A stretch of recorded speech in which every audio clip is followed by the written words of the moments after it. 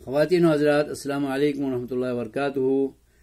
اب تک میں رکوع سے اٹھنے کے بعد قوما کی دعا پڑھنے تک آپ کو نماز سکھا چکا ہوں۔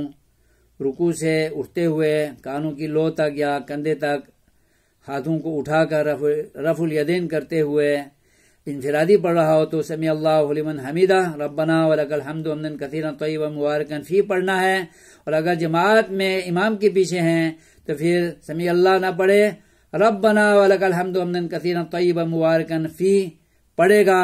یہ بتا رہا تھا۔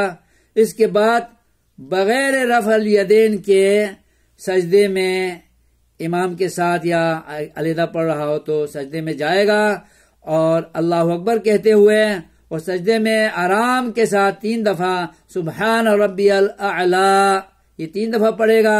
اس کے علاوہ اور بھی دعائیں انسان سجدے میں پڑھ سکتا ہے۔ سجدے میں خوب دعا کرنی چاہیے۔ جب اکیلے پڑھ رہا ہو تو طویل سجدے کر کے اللہ کو منائے، اس میں اللہ کے قریب ہوتا ہے بندہ، لہذا خوب دعائیں کرنی